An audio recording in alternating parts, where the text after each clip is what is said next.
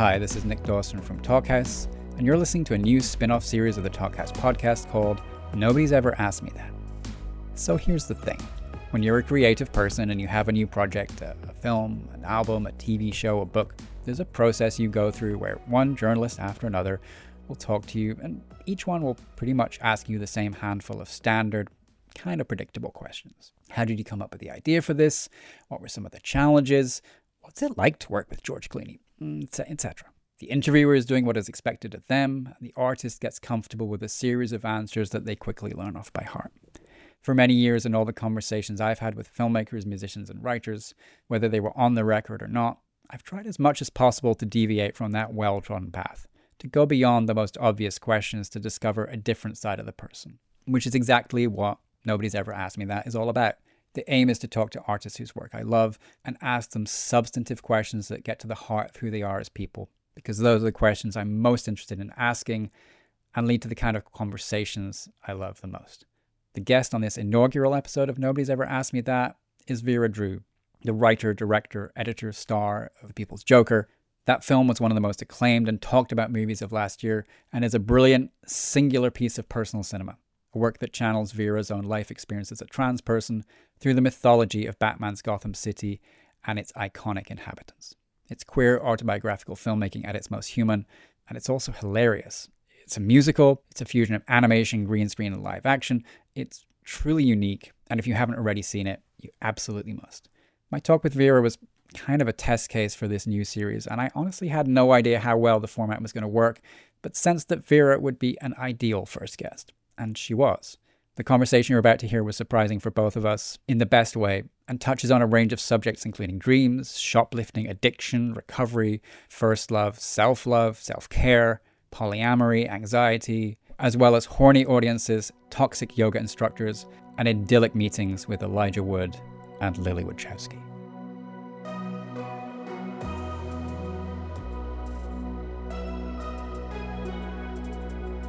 Well, I will dive in if that's okay. Yeah, let's do it. Do you remember your dreams? Is there a recent dream that you recall that you can share? Yeah, let me think. I have a lot of dreams where I'm committing illegal activity. Like I'm often robbing banks or robbing a train. It's weird. I feel like my dreams are almost like Westerns or something.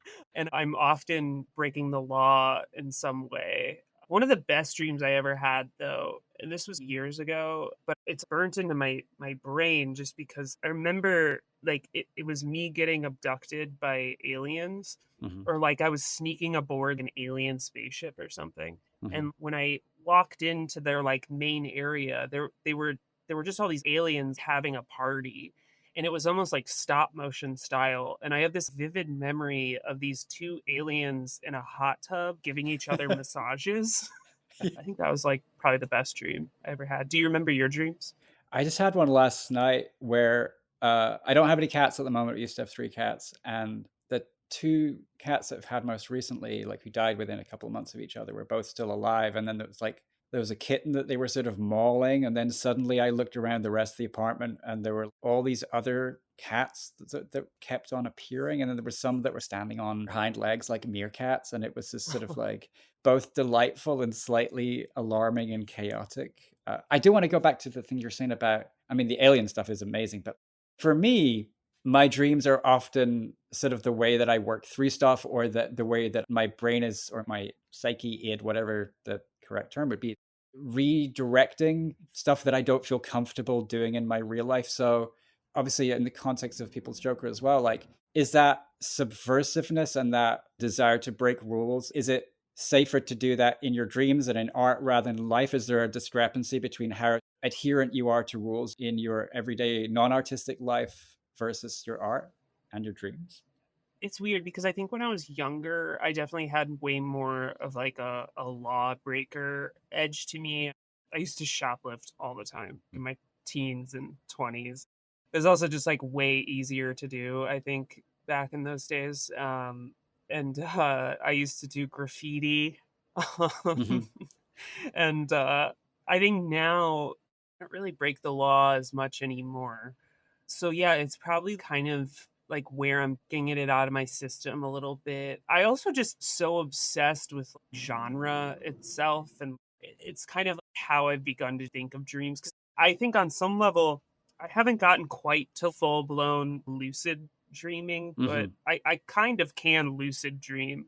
I've gotten a lot better at controlling where a dream will go or certain outcomes that will happen. So like it has just become like every night I'm just playing Grand Theft Auto or something in my head.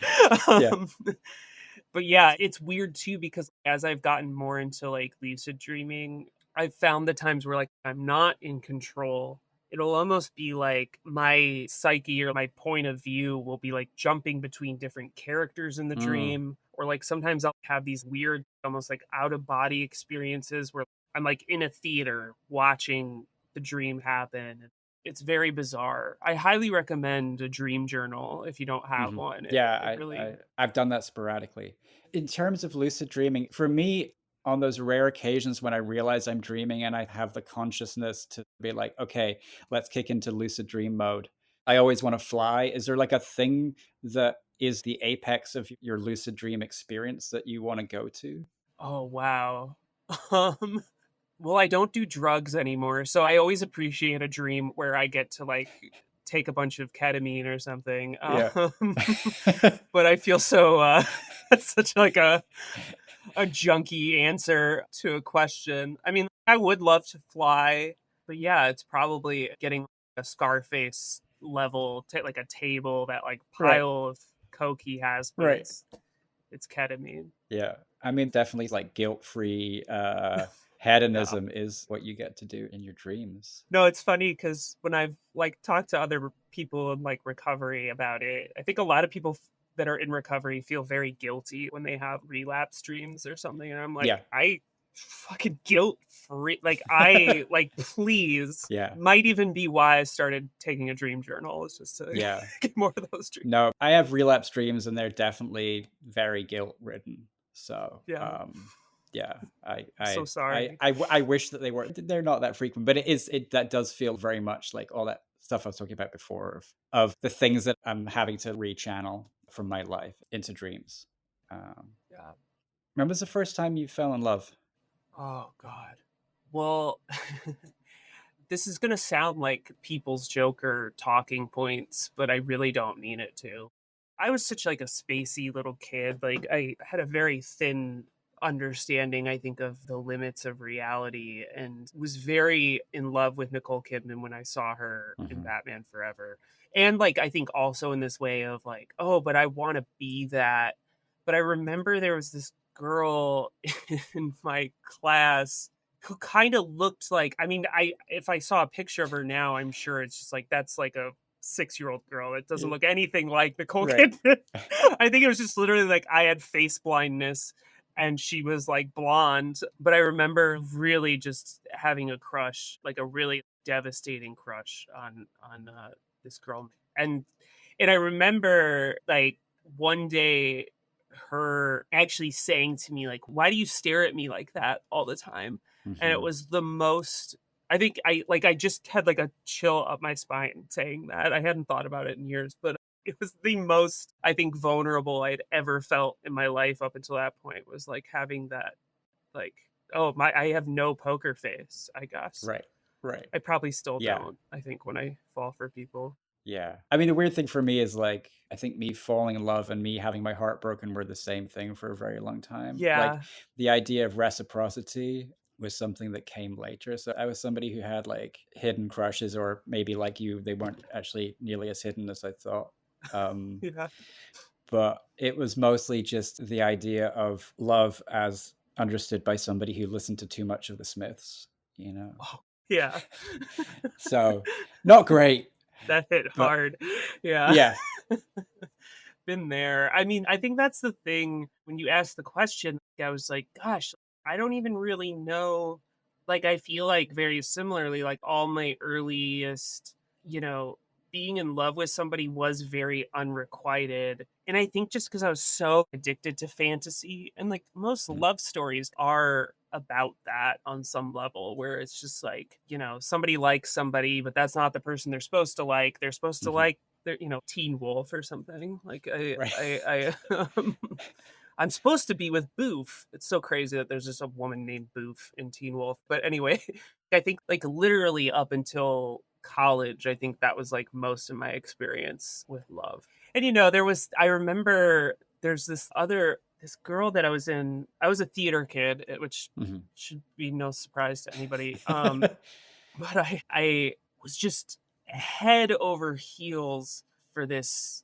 She was a junior when I was a freshman. Mhm. And it was that same thing of just like, oh, I'm just like getting sweaty and I'm staring at her a lot. I remember like having this crush for like 2 years. And then as she was graduating, she said, oh, like I always had like a crush on you. And it was just like, fuck, I should have. Yeah. I'm like glad I didn't now for various reasons, but it was the first time I ever, I think, considered that like, oh, if you do have feelings for somebody, you should just tell them. It was like this really palpable lesson, I think, for me that I still go Yeah. back to. Like I try to listen to those feelings or at least interrogate why I'm having them when they come up now.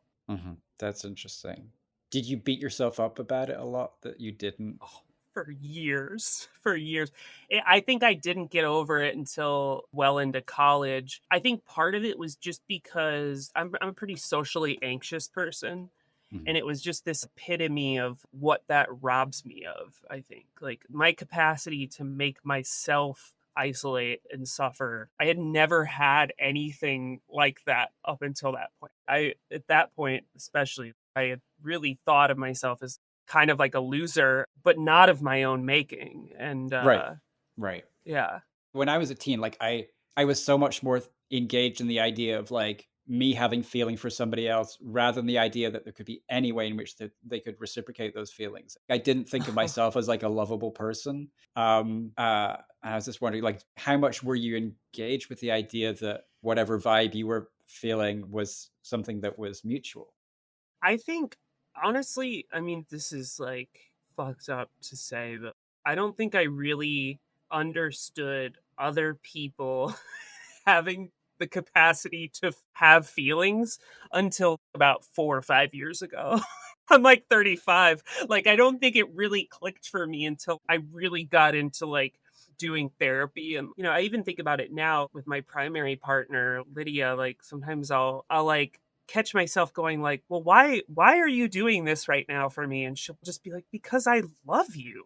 Like, that's Mhm. why. And it's so like, it still catches me off guard. Like, oh, somebody else. Oh, okay. Yes, of course. Like, I'm not the center of the universe. Everybody else has their emotional interiors and, and stuff like Yeah. that. And I don't know. I also think in the realm of like actual like romance, and I think it's something that it's why like my partner and I are open, but like I've taken a break from dating just because I kind of realized I still have this inability to understand why somebody would want to be with me beyond surface level things. And that Like also like like I like think fame or success or that kind of thing. yeah, I mean, which is so funny to say because like when it's gotten into that realm, I'm just like, what kind of like star fucker would be with the people's joker? Like, I'm like blacklisted from one of the biggest media conglomerates on the planet. Like, what do I have to offer you? But I also think like I've been out as a trans woman for about 5-6 years now, Mm. and I think that's part of it too. Is just there's some people that fetishize us, and I think I just have this strong inability. I lack a capacity for self-love. I think that's inherent to me for myriad of reasons. And part of that has kind of led to this inability to connect with people in that way. I'll either be like replacing somebody else's feelings for me, replacing that self love that's not there with that, or just be completely unable to see what they could ever possibly see in me. And yeah, I'm trying to work on it because Yeah. it's been very destructive, I think. Is that starting to shift in therapy for you, or is that something that Yeah. you're actively working on? Yeah, in therapy it has, and I think sobriety helps with that too. And Definitely. it's so bizarre how like getting to a place where you're not front and center in your ego all the time, because like self-hate is ego still, like you're still Yeah. egotistical. it's just like inverted or whatever. I think that actually has helped me kind of strangely, because it feels so counter to what my instinct tells me, which is like self-care is selfish. Caring about myself or my body or my emotional experience is somehow actually egotistical, but it's just actually not. So I think that's helpful. And I think also just giving myself more space. It's been such a busy couple years, and I'm definitely a workaholic Hmm. as well. So Same. like I replace that with social interaction and stuff. So trying to just have like a more well-balanced life, and transition's a big help too. Like I Hmm. think I put a lot of things off Hmm. in terms of like various parts of my transition, and I don't really regret that because I did it so I can make my movie, and like it just is kind of where life was. But like as I get deeper into that work, it's gotten a lot easier. Hmm. How about you? Are you like, do you still have that Smith's muscle? Uh, or- It's still, I mean, it's like, it's very deep, but I think that, um, like healthy relationships, like I've been in a relationship for 20 years, and therapy and recovery have been really good in terms of like initially sort of recognizing and then being able to work on the things that are broken or misguided in me, and finding self-acceptance was for me the way that I had a realization that I didn't have self-love, and that having the ability to sort of accept all of my flaws was a way that I could, like you were saying, I can relate completely to like the idea of self-care as something that doesn't feel frivolous or that doesn't feel self-indulgent. Whereas a friend of mine introduced me to this program idea of like the piece of shit at the center of the world, which is a classic addict perspective. And it's like self-hatred is not really a positive emotion, and it is incredibly self-centered, even though we maybe don't think about it that way at the time. So I think all those old instincts are still there. I'm just able to sort of recognize them, and they're not triggered in the same way that they used to be. And I don't really have as many things to stumble over in my life as I used to. Or, again, deep social anxiety. Like I love going to parties, but only really parties with people that I actually want to be around, rather than like a party where I know maybe two or three people and almost everybody else is like a stranger. I'll just curl up in a ball in the corner and possibly turn to drink, which is not a good idea. But what about you? How do you feel at parties? I mean, I don't think I've ever I don't think I've ever enjoyed any party I've ever been to. I don't Parties feel very frivolous to me in a way that I've not been able to like divorce myself from, unless there's some sort of pragmatic like I mean, like you said, like I'm seeing people I really care about. Hmm. Even like going and networking and stuff at parties does it feels better to me on some level than just going to like a random party. I think I have such a difficult time knowing when it's my turn to talk. So like Yeah, yeah. in parties I shut down, or I like dominate, or I mean it's why I think drinking and using at a party is so it helps with that, because you're just not in control of those things. Right. But Plausible deniability or something, or just a yeah, good excuse. Yeah, yeah. exactly. But I remember like a few years ago, I had like a Twin Peaks party. Like I think it was my 30th birthday. Hmm. And I just told my friends it was mandatory that they dress up like Hmm. a character from Twin Peaks. And we were going to all go meet in the middle of the woods and eat donuts and cherry pie. Uh-huh.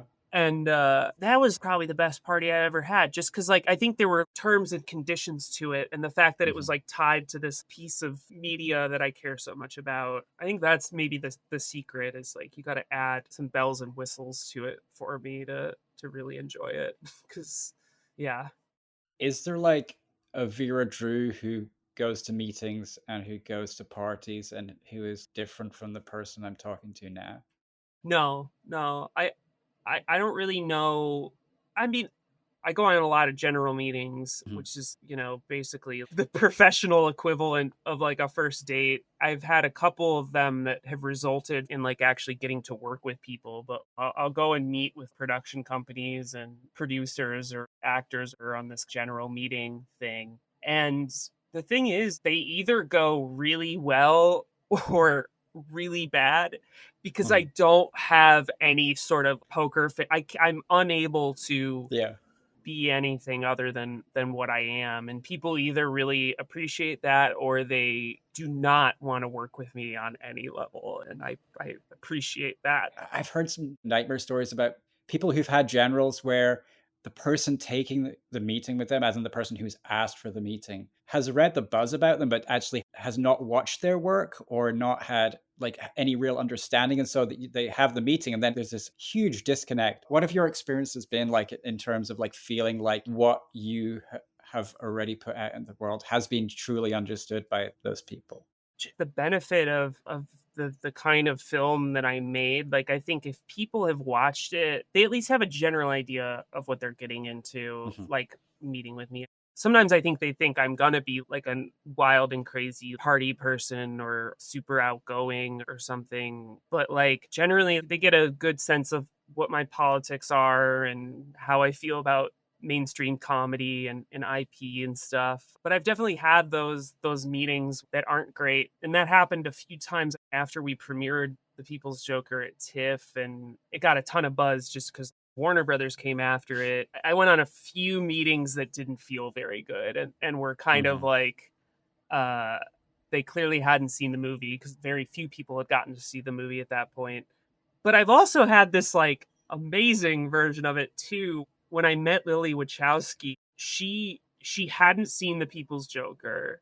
She only knew just about the story and who I was and stuff like off of hearing about it. So we just got to have a really amazing conversation about like being trans and making art. I also kind of got to like Chris Farley her a little bit and just be like, you made The Matrix. That's so sick. Like you changed my life. And then I had one other really good version of it too. When I met, I'm a big fan of the movies Spectrovision puts out, and their batting average is just so high for me. And when I met with those guys, Daniel Noah and Elijah Wood, they hadn't seen The People's Joker, which at first I was like, oh God, like I wish you guys had seen it before. But it ended up being the best general meeting of my life because we just talked for 2 hours about Bigfoot and UFOs. And Elijah's just like this beam of light, just this beautiful sweetheart. So it ended up just being like, we talked forever, like literally their assistants had to come in and be like, you guys, this meeting's over. Like you have other stuff to do today.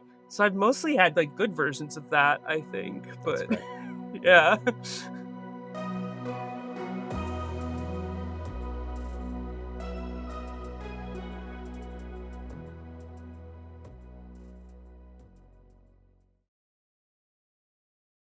Having a public persona and having an on-screen persona as well, like what's the difference between the way that you see yourself and the way that people see you? Oh, I don't know. I mean, I've encountered a lot of different impressions that people have gotten off of what they see in the film. And to some degree, in the beginning, that was really intense, especially like I remember, I won't say where, but I did this screening during our theatrical run where my partner and I went, and the energy of a lot of people in the crowd was very horny and druggy. It was very like weird, sexy, and like druggy vibes. And we're both like boring cat ladies who like go to bed at 10 o'clock. And that was like, just because, like I said, like I'm polyamorous, I'm very bisexual, but mostly lesbian. Like I have a deep love for women and sex and some men. But it was very jarring, especially because I was like, my movie's so wholesome. Like, really? This is the energy you're picking up? But I also think so this was like horny and druggy in response to the film rather than like before the film. That's what the vibe was anyway, or? It was, I mean, I guess it was like, because there were a lot of people there who had already seen it too. And it was like the mystique around it and I guess us, I don't know. Cause like my partner does, she's a sex worker, she cams. And I think like people just knew us and had this vision of that. And it was so jarring because it was just, I think prior to that, I think the only other version of that, of a kind of a like boundary, like not, I guess boundaryless or iffy boundaries and people projecting a lot was having the experience of having a lot of people come out to me after screens and stuff, which now I'm like in this place where I'm like, I'm honored when people do that. Like, it feels great. But I think initially it was like, really? You're choosing like me? You're coming out to me? Like, I'm not a therapist. Like, good. Like, I'm proud of you, but please, like, no. Oh, and I've grown out of that because nobody wants that to be their coming out experience. Yeah. Yeah. But yeah, it's weird. I mean, like, I think the first thing I remember, like, when I had my first experience of kind of understanding myself as any level of a public figure, I was just like so grateful about how naive I was getting into it. Because if I had any expectation of this, I don't know that I would have like gotten into making film. I really don't know that I would have. It's like, oh, I gotta like fully engage with my social anxiety now professionally in this way that I never could have imagined. As a person who is polyamorous and an anxious person, do those things kind of butt up against each other ever? Because to me, I think they would for me, which is why I'm asking. Maybe. I mean, I think for me, this is a joke that I'm totally stealing from my friend Nova, but I think I'm polyamorous because I have ADHD. Like, I think I think it's such a huge part of it. I mean, it's interesting. I think that the thing that does come out in like certain poly dynamics and why I've taken a break from dating for just a spell is like you discover where your attachment disorder, like what side of the scale it's like falling on, and what kind of specific people like bring out certain traits like that. Cause like I was always very anxious avoidant with people. I'm like a totally like, please don't text me, please don't call me ever. And we'll see each other like once a month, and it's good. We still love each other, but we don't need to talk about it too much. Right. And then the second I opened up my relationship, that really shifted for me, you know, both with my primary and with other people I was dating. So that I wasn't really prepared for, but I don't know. I wouldn't have it any other way now. I'm definitely not one of those poly people that's like, I don't think it's superior to monogamy. I think they both have problems. Yeah. My facile reading of my own life is I'm anxious enough with things as they are that I think introducing what to me would feel like more chaos or more opportunity for me fucking up or, you know, trying to guess what other people were feeling, or that would just make me very, very, very uncomfortable. So yeah. I guess it's about knowing what works for you. Yeah, I mean, it really is. It's why, like, I never, the whole radical or relationship anarchy thing. I mean, like, I get it on paper, but the people who reject monogamy completely, it's like an arm of the patriarch. Like, I'm like, no, it's really nice to like come home and my partner's there and we like watch Mad Men together and then we go to bed. I mean, we have separate beds, but you know, it's like that is nice. There's a reason why like people have been doing it forever. I think for me, the thing that I needed was because I was like a cheater. And most of the time I'd say, just in case any of my exes are listening, it was emotionally cheating. Like it was really just like having feelings for somebody, and whether unrequited or only verbal or whatever. But it's like having this as a component of my relationship and as just a component of my life, it's really put me in a position where my partner and I have to communicate. We have no other choice but to communicate, because I'm like, to your point, I'm constantly reading people's minds and trying to like assume what somebody I care about wants, and then getting mad if, you know, those expectations don't meet or whatever. Like, it's saved me a lot of like legwork in that capacity, but it still takes a lot of work. Like, communication's really hard. It's not necessarily fun. Yeah, I hear that. We were talking about self-care before. Can you tell me sort of the things that you do to sort of bring order and stability to your life? Yeah, I practice transcendental meditation, which I don't represent that organization. I don't, whatever, you know, a lot of people think it's a cult. I think it seems to me like mostly just a organization that's kind of copywritten a meditation technique that's like thousands of years old. And that's been life-changing doing that. I try to do 40 minutes a day, but usually somewhere around 20. I do yoga in the mornings. I also, this is recent, but I've really gotten into Magic the Gathering, Oh, cool. which is it's something that I never could have imagined that I'd get into, but there's just so many rules to the actual playing of it, like the game mechanics, that I think it's good for my brain, and the actual organizing of building your deck. It's like this creative energy that also doesn't have a point. Like, I think what I really need is a creative energy that's not going towards my business or career. That's taken so long to find. Like, it's very very recent. How about you? I meditate in the morning, and then I'll say some program prayers and then read On Awakening from the Big Book. And then I do a 10th step at night. That's just my infrastructure. And I try and work out.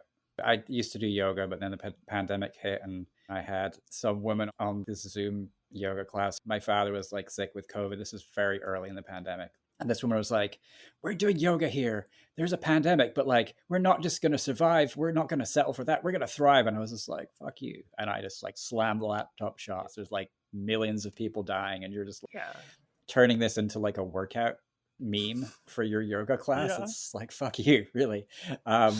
So I do still love yoga. I just don't do it very often. I'd love to build that back in. But yeah, I need structure for my life or else I go kind of crazy. Same. Yeah. I program's really good for that. I think like it's why I like prayers in general. It's like this thing you can just memorize that does like, it's like a cheat code for moving through life.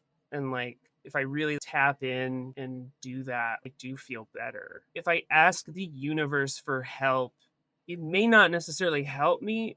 I rarely get what I want in any kind of timeline that is good for me, but I do end up getting out of that moment that I'm in. I don't know. I relate a lot to, I don't think you could pay me to go to a yoga class. I think like the craziest, I mean, no offense to any yoga instructors that are listening, but you know how crazy some of you are. Like, good God. Yeah. No, I mean, I went to this like very neighborhoody, like this wasn't a sort of beautiful people, everybody in Lycra kind of class. This was just like people of all body shapes, like 6 or 7 of us in a small upstairs room, like off the BQE. Nice. It was very, very chill. So I felt accepted in a way that I probably wouldn't have at any other yoga class. So, well, there's something, it's so funny because I can't remember the exact phrasing, but I saw somebody online basically trying to like talk about the fact that if you watch these behind the scenes videos of David Lynch on Inland Empire and stuff, like he's freaking out. He's getting visibly upset with people. He's just saying fucking morons. Like he's so pissed off. And then also factoring that into the point where it's like, yeah, but he also meditated every day. Yeah. He never missed a meditation. Yeah. And like, how do you contend that? And it's like, well, why do you think he ended up meditating? Why do you think people end up meditating? It's because we are the crazy. Why else would I need to carve out time for myself to sit still if I wasn't like a maniac? And I think that's the grace I try to give people, you know, whether it's a toxic yoga instructor, a toxic new agey person, because it's just like, yeah, we're just all doing our best. And that's why we're here playing with crystals. Exactly. You were talking before about asking for help. How good are you at asking for help? Like how ingrained is that as a practice? Because I feel like for me, that has been incredibly hard. Yeah, I'm not good at it. I mean, I'm great at it when my hair's on fire and, you know, shit has completely hit the fan. But it's something I have had to really consciously practice, especially now at this point in my life. It's just not in my wiring because I think it's like, it's a moment where I have to admit that I'm not perfect or that something isn't working. Like I don't have all the answers. And I think that is very challenging for me to do. Like it's really hard. Yeah. And for me, that goes to that discrepancy that I feel between the way that I would like other people to see me or the way that I hope other people might see me and the way that I see myself, where there's this chasm. And I think the therapy and recovery and stuff like that have helped that gap shrink vastly. But I think there is this thing of it, because when you say that you're worried that Somebody might see you as not having all the answers or not being perfect. Somebody on the outside might say like, oh, that means that you think but it's about the vulnerability of showing any weakness whatsoever. Because for me, I feel like all I am is weakness or vulnerability or lack. So if I start showing that, then you're opening the closet door and everything comes tumbling out. Absolutely same boat. Like, that's where it's coming from. There's no part of me that thinks I'm perfect. I think I have an unreasonable expectation of perfection on myself when it comes to how I'm seen professionally and emotionally. And that is a huge, like, I was in therapy last week. In the first 20 minutes, my hood was up. I was like so pissed off, and I was just talking about bullshit for the first 20 minutes. Just this person said this thing to me, or this thing with one of the things I'm working on, blah blah blah. And my therapist was just like, "What are you actually upset about today?" Because I can't tell. And it blew my mind because I thought I was talking about it. Like, I think for me, the thing is, I don't always know where I'm supposed to like ask for help as much. And I don't really get to that place on my own either. Like, I kind of have to check in with people and be like, I'm feeling off for this reason and this reason. And then it gets me to the actual solution or what's actually going on. And I mean, that's definitely like what, this period of sobriety's been like. Coming back to sobriety was definitely that. Because I had been sober for about 4 years in my 20s. Because I was a junkie before, in college. I was really into opiates and big pothead and quite the drinker. Really loved the experience of moving downward. So I had a lot of time, and then, chose to no longer be sober. I think partially just because my life had gotten so much better. And like, also, I think I had more research to do, as they say in the program. It's a good line. Yeah, I needed and it's weird because for me, that 7 years or so where I never did opiates again, which is good because still have a lifelong love affair with them. Like, I do them too well. But I really got into psychedelics. Like, psychedelics were a game changer. And I think on some level, I kind of needed to have that experience, like of crushing my ego in this sort of shortcut way, because I could not understand the concept of God or spirit or anything. Like, I just couldn't. I was so stuck in my meat body that I couldn't ever appreciate the fact that what we're experiencing isn't the like total reality. And it was funny because like in these periods where I was doing a lot of psychedelics, the messages that would always come through, and they would only come through while I was doing psychedelics. The rest of my life, I was like, what is going on? Why is everything so crazy? Why is WB about to sue me? Why am I like, every relationship I'm in is a disaster? Why is my skin all fucked up? Whatever. And like, I would do these psychedelics, and then in those moments of further insanity, I'd be like, you need to get sober. Like, that's the message that would come through. That's amazing.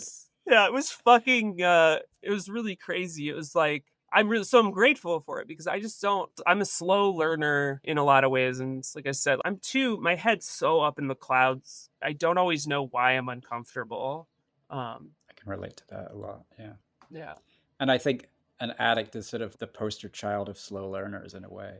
Yeah. Addicts will know something, but then a second later it's gone until it's back with a vengeance after you've made another mistake. Completely. Like, it's a real gift having that clarity now for myself. And even like this conversation has been cool. I didn't know you were in recovery. Like, it's why I have started talking about it publicly from time to time, and while still honoring the traditions as best I can. Yeah, for sure. Just because it's so integrated in my art. Because I think that was the other thing that was coming up for me, was like, I was working on this script for what I think is going to be my next movie. I'm hoping it'll be my next movie.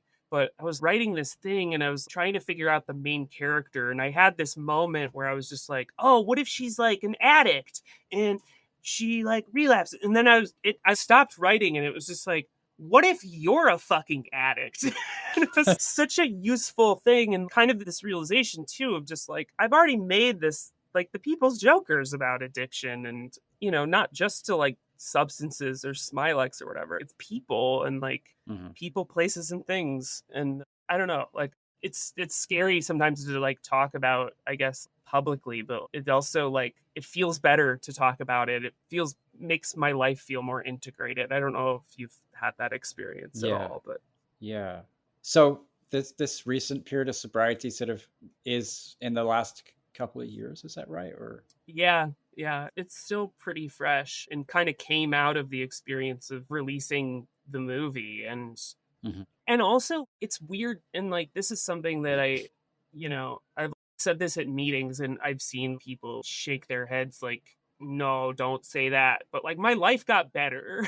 Like, my life did get better in a period of relapse, and but I was just so unhappy. I couldn't, I had nothing to hold on to. Like, I had no foundation of self. And I was just so like, why am I so upset all the time? Like, I wanted to make a movie my entire life, and I made this movie that all these people care about. And I think part of it too was the limbo it kind of entered. And like I said too, like, I think having those experiences, like that screening I described of meeting people where it's like, oh my God, you are on so many drugs and like, you're obsessed with me. It was like, what am I putting out there? I think there was just like a series of moments of clarity, and just this realization that, you know, I tried so many other things, like transcendental meditation, which I still do, is now a part of my daily routine and stuff. But I was like, why isn't my life getting better? I'm meditating 40 fucking minutes a day, and I'm still like a bitch all the time. So it's one of the many things I'm really grateful for from the process of making and releasing the movie. And yeah, like, I like talking about being sober now too, just so like people stop inviting me to their ketamine orgies. That's probably a good thing at this point. Yeah. It's a good safety blanket, I think. Yeah, excellent. Well, it's been such a pleasure to talk to you, and the film is incredible, and I'm so happy that we got to sort of dive into everything that we talked about today. Yeah, this was wonderful. I mean, I shouldn't say this, but I hate being interviewed, and this didn't feel like that at all. This was a lovely conversation. Thank you so much for talking to me today. My pleasure. Thanks so much to Vera Drew for being her amazing self, and thanks to you for listening. This episode was produced by Myron Kaplan, and the theme music is by The Range. If you haven't already, please rate, review, and subscribe to the Talkhouse Podcast, and keep your eyes and ears peeled for another of these special Nobody's Ever Asked Me That episodes, as there's more coming soon.